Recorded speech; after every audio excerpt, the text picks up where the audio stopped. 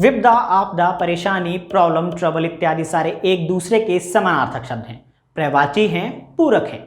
सबका अर्थ एक समान है। जब मन की चाहत के समान कोई कार्य ना हो और उसमें अड़चनें बढ़ चढ़ कर आने लगे तो उसे उपयुक्त शब्द भाव में गिना जाता है।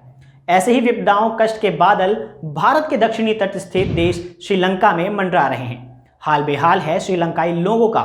घर में खाने को खाना नहीं है, पीने को पानी नहीं है और 13-14 घंटे बिजली का कोई खोज खबर नहीं रहता। महंगाई सर पर नाच रही है। ना जाने ऐसे कितने दिन प्रतिदिन की क्रियाओं को करने में श्रीलंकाई लोग असमर्थ हैं। इमरजेंसी की स्थिति है, आर्थिक संकट बना हुआ है और एक तटीय खुशनुमा देश दिवालेपन की कगार पर है। आखिर किसने झोंका श्रीलंका को इस दलदल में?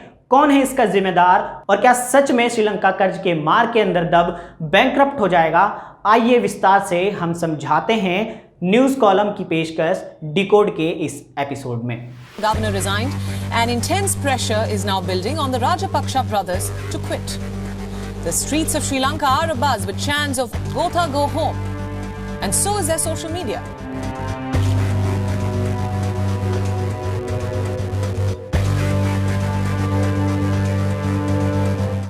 नमस्कार, मैं हूं मोहन राउत और आप देखना शुरू कर चुके हैं न्यूज कॉलम।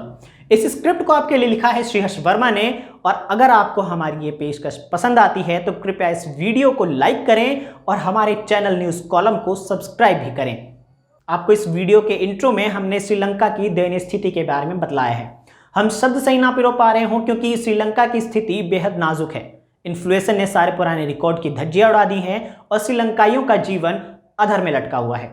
ये तो प्रेजेंट की हालिया स्थिति है, पर हमेशा की तरह इस परेशानी के जड़ श्रीलंका के पास्ट से जुड़ी हुई है और देखना यह होगा कि श्रीलंका भविष्य में अपने आप को संवार पाएगा या नहीं।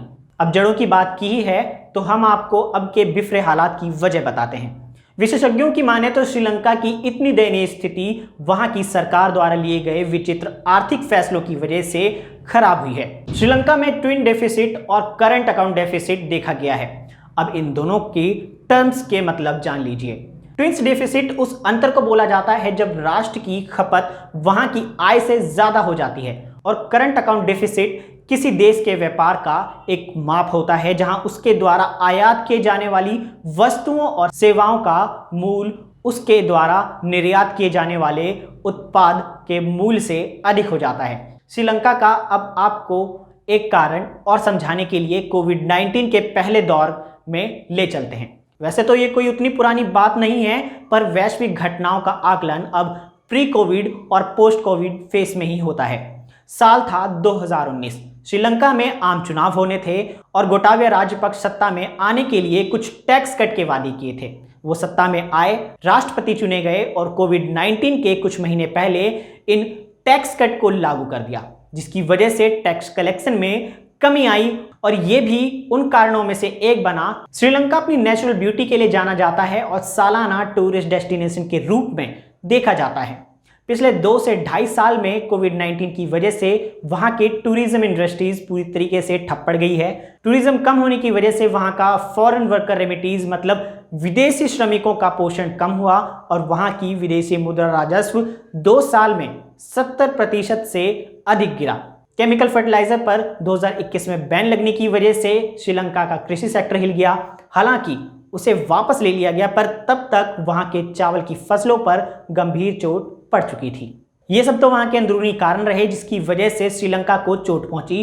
पर अब हम आपको वहां की विदेशी कर्ज के बारे में बतलाते हैं। फरवरी 2022 तक श्रीलंका के पास सिर्फ $2.31 बिलियन था, बल्कि उसे इस साल में ही 4 बिलियन के कर्ज चुकाने थे, जिसमें $1 बिलियन इंटरनेशनल सोवरेन बॉन्ड भी है, जो कि जुलाई में मैच्योर होने के साथ साथ कुल मिलाकर $12.55 बिलियन का कर्ज श्रीलंका पर बकाया है, जो कि एशियन डेवलपमेंट बैंक, जापान, चीन इत्यादि का है। अपने देश भारत में यह प्रचलित है कि पड़ोसी ही पड़ोसी के काम आता है। श्रीलंका की हालत खराब होते के साथ ही कई देशों ने उसकी मदद के लिए हाथ बढ़ाया।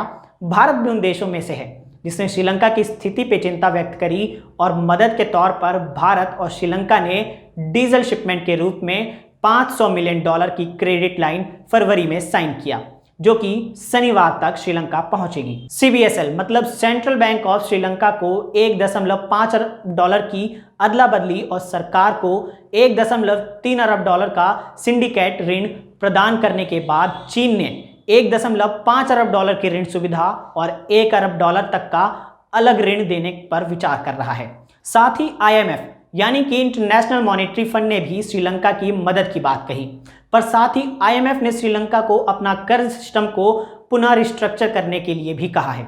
श्रीलंका में इस परेशानी का बड़ा कारण रशिया यूक्रेन के बीच की जंग भी है, जिसने वैश्विक स्तर पर पेट्रोल और डीजल के इंपोर्ट के दाम बढ़ा दिए। श्रीलंका सारे बाकी साउथ ईस्ट एशियन देशों के लिए एक विशेष एग्जाम्पल के रूप में देखा जा रहा है, जहां की सरकार द्वारा लिए गए एक खराब फैसले ने देश की आर्थिक सामाजिक स्थिति को खराब करके रख दिया है। अब इस लॉन्ग रन में देखना होगा कि किस तरीके से श्रीलंका अपनी इस खराब स्थिति से इकोनॉमी को रिकवर कर पाता है।